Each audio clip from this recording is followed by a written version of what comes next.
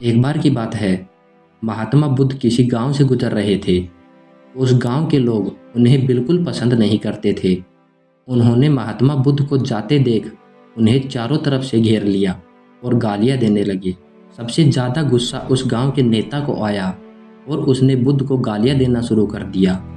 लेकिन महात्मा बुद्ध इस सब से बेपरवाह होकर मंद मंद मुस्कुराते रहे। सरदार बहुत देर तक बुद्ध को गालियां देता रहा, लेकिन कुछ देर बाद उसका मुंह सूखने लगा, जिससे वह चुप हो गया। यह देखकर महात्मा बुद्ध ने कहा, यदि तुम्हारी बात पूरी हो जाए तो मुझे आगे बढ़ना चाहिए। मुझे आगे के गांव में जाना है, वहां लोग मेरा इंतजार कर रहे होंगे। यह देखकर गांव का एक आदमी बोला, हम आपका अपमान कर रहे हैं, गाली दे रहे हैं, लेकिन आप जवाब देने की बजाय मुस्कुरा रहे हैं। आप इस पर बोल क्यों नहीं रहे हैं?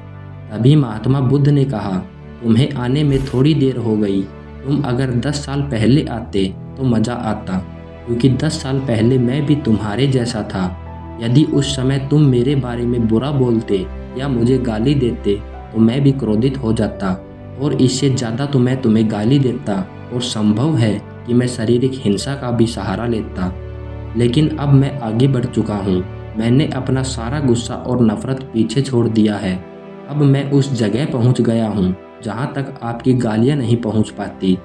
तुमने मुझे गाली दी है, यह तुम्हारी भावना है, लेकिन आपकी भावनाएं मुझ तक नहीं पहुँच रही हैं। मुझ पर इसका आरोप तभी लगाया जाएगा जब मैं इसमें भाग लूँगा। एक बार मैं उन्हें स्वीकार कर लूँ, लेकिन मैं आपकी इस हरकत से तटस्थ हूँ, इससे कोसों दूर हूँ। यही कारण है कि मैं अभी भी पहले की तरह शांत हूँ। यह सुनकर सरदार बोला, अरे ऐसा कैसे? मैंने तुम्हें गालियाँ दी है और पूरे गांव के सामने तुम्हें गालियाँ दी हैं, फिर इसे लेने या न लेने का क्या मतलब है?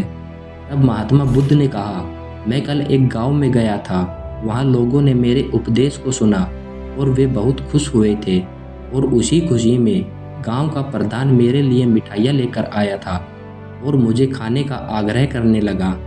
लेकिन मैंने कहा कि मेरा पेट भरा हुआ है, इसलिए मैं इसे स्वीकार नहीं कर सकता।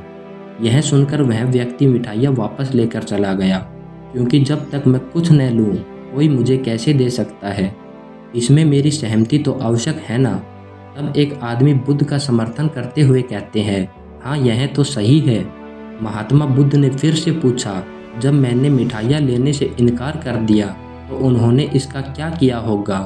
तब एक व्यक्ति ने उत्तर दिया, हो सकता है उसने अपने परिवार के बीच मिठाइयाँ बांटी हो। बुद्ध ने कहा, तुमने ठीक कहा। ठीक उसी मिठाई की तरह तुम मेरे लिए गालियाँ लेकर आए हो और चाहते हो कि मैं उन्हें स्वीकार कर लूँ, लेकिन भाई मैं उन्हें नहीं लेता। अब बताओ तुम उनका क्या करोगे? इसका उस शख्स के पास कोई जवाब नहीं था। बुद्ध ने फिर कहा, मुझे तुम पर दया आती है। अरे मुझे तो गुस्सा तभी आएगा ना जब मुझे ये गालियाँ मिलेंगी, और जब मैं गालियाँ नहीं खाता तो क्रोध का प्रश्न ही नहीं उठता। सरदार ने बुद्ध की बात पर कोई प्रतिक्रिया नहीं दी। शायद वह कुछ सोच रहा था। बुद्ध ने कहा, मैं अपनी आंखों से देखता हूँ कि एक गाली एक कांटा है जो देने वाले और लेने वाले दोनों को क्रोध से पागल कर देती है। तो फिर तुम ही बताओ, मैं आंखों से भी कांटों पर कैसे चल सकता हूँ? आंखें रहते हुए मैं गालियाँ कैसे खा सकता हूँ? और होश में रहते हुए भी मैं क्रोध कैसे कर सकता हूँ? मुझे तुम क्षमा कर देना, मैं तुम्हारा उपहार स्वीकार करने में असमर्थ हूँ। और इतना कहकर बुद्ध ने हाथ जोड़ दिए। बुद्ध की बातें सुनकर सरदार लज्जित हो गया और उसकी आंखें भर आई। वह कुछ कहना चाहता था, लेकिन उसके होठों ने जवाब दे दिया, और जब उससे और सहन नहीं हुआ तो वह महात्मा बुद्ध के चरणों में गिर गया। दोस्तों, हम में से ज़्यादातर लोग यही सोचते हैं कि हमारे दुखों का कारण कोई और है। जबकि हम इस पर विश्वास करते हैं तो हम आत्मनियंत्रण की कमी और खुद को नियंत्रित करने में असमर्थ रह जाते हैं। जबकि यह हम पर निर्भर करता है कि हम दूसरों द्वारा दी गई चीज़ों को स्वीकार करते हैं या नहीं। यदि हम नकारात्मकता को स्वीकार करते हैं तो हम अपने पैरों पर कुल्हाड़ी मारते हैं, और जब हम उसे अस्वीकार कर देते हैं तो हमें क्रोध और हिंसा सभी से मुक्ति मिल जाती है। बाकी आपको महात्मा बुद्ध की एक छोटी सी कहानी कैसी लगी, कमेंट करके ज़रूर बताना। और अगर आप भी ये कहानी और लोगों तक पहुंचाना चाहते हैं तो इसे शेयर करना। बाकी मैं मिलता हूँ दूसरी वीडियो में, तब तक के लिए जय श्री राम।